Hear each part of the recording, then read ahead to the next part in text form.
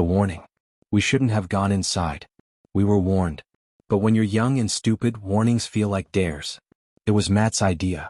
He always had a thing for urban legends, and the Holloway Penitentiary was the biggest one around. Abandoned for decades, swallowed by vines and shadows, the place had been left to rot after a string of disappearances in the early 90s. Some said the prisoners never really left. Others claimed the warden had made a deal with something not of this world. I didn't believe any of it. Not until we found the rules. We arrived at dusk, a group of 4, me, Matt, Jess, and Lucas. The prison loomed before us, a black silhouette against the bleeding sunset. Its rusted gates stood slightly ajar, an invitation or a warning we couldn't tell. Think anyone's watching? Jess asked, glancing up at the lifeless guard towers. Matt smirked. No one's been here for years. Just us. That was our first mistake, assuming we were alone. We stepped inside, flashlights cutting through the thick darkness. The air was heavy, damp with the scent of decay. Broken cell doors lined the hallways like gaping mouths, and graffiti-covered walls whispered forgotten stories. The deeper we went, the quieter everything became, as if the prison itself was holding its breath. And then we saw it. A wooden sign, nailed crookedly to the warden's office door.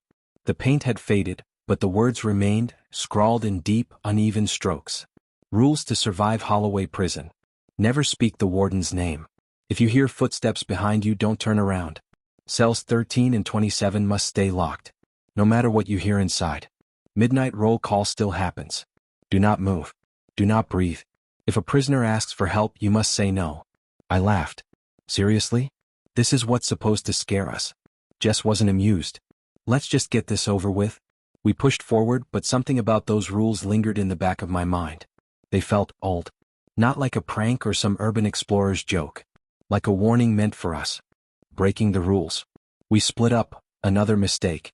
Matt and I went toward the main cell block while Jess and Lucas explored the infirmary. The air grew colder the further we walked, our footsteps echoing in the emptiness. Every now and then I swore I heard something else, a faint rustling, a whisper that wasn't ours. Matt, always the fearless one, kept going. Let's check out cell 13, he said, grinning. I hesitated. The rule flashed in my mind. Cells 13 and 27 must stay locked. No matter what you hear inside. Dude, I started, but Matt was already forcing the door open. The hinges groaned, the sound slicing through the silence like a scream. Inside the cell was wrong. Unlike the others, it was spotless. No dust, no graffiti, no signs of decay. Just a metal bed frame and something scratched into the walls. Let us out. Let us out. Let us out. Matt ran his fingers over the carvings, smirking. Creepy. Then from somewhere deep inside the prison, a voice rang out. Clank, clank, clank. Like boots on concrete.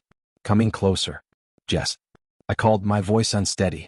No response. The footsteps grew louder, a steady march echoing through the halls. My heart slammed against my ribs. Midnight roll call still happens. Do not move. Do not breathe. I grabbed Matt's arm. We need to hide. For once he didn't argue. We slipped inside cell 13 and pulled the door shut just as the sound stopped. The silence was worse.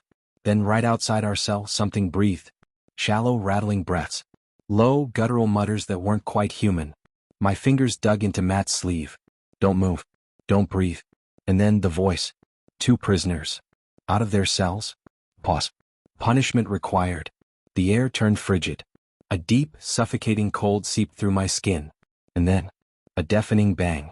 Something slammed against the cell door, rattling the rusted bars. Matt's grip on my wrist tightened.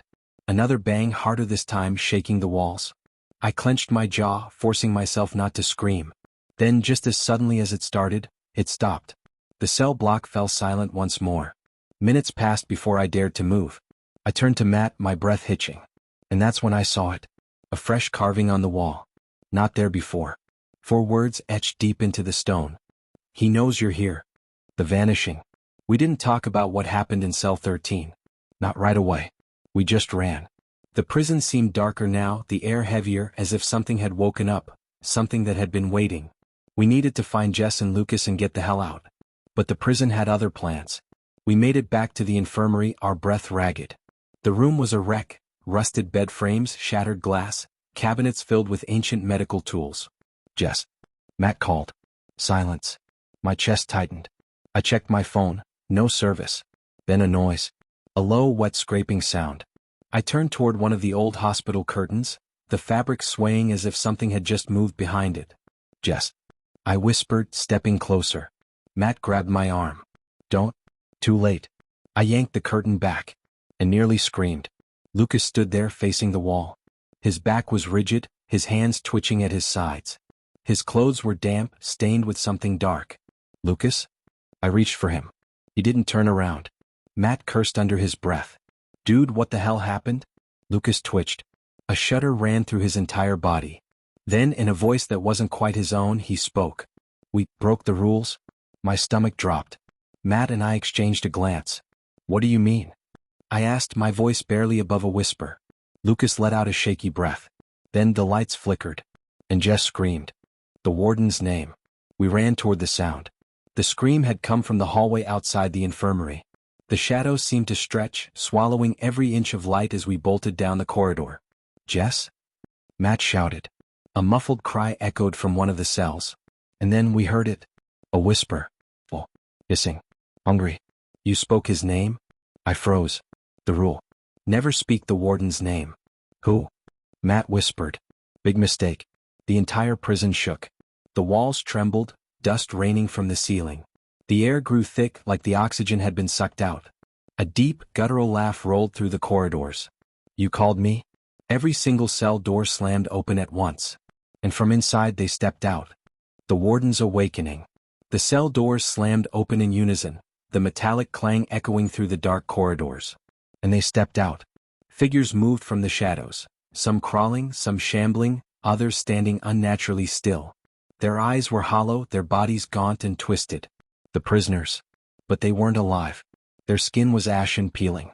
Their mouths gaped open in silent screams, some frozen in grotesque expressions of agony. The worst part? Some of them wore guard uniforms.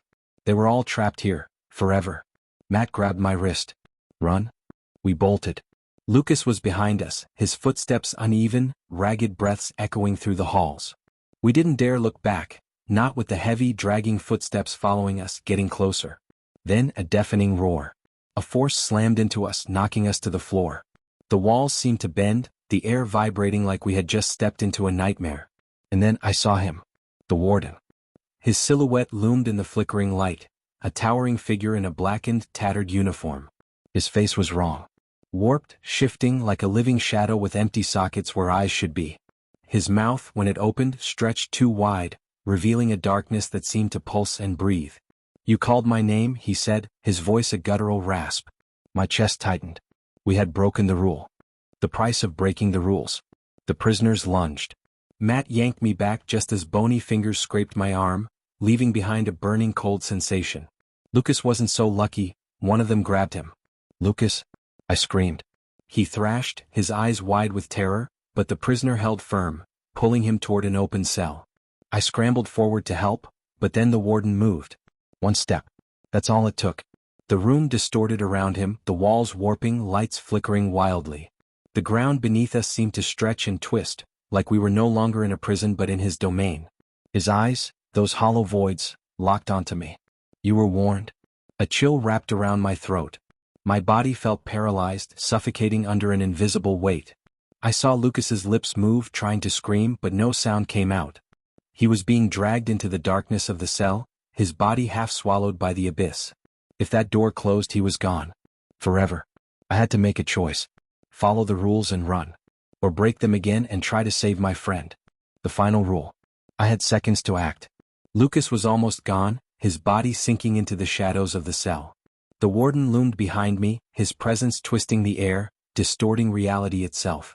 Matt yelled my name, but his voice sounded distant, like we weren't even in the same place anymore. The prison was no longer a structure of stone and iron. It was something alive, something ancient, something hungry. I lunged. Grabbing Lucas's arm, I pulled with everything I had.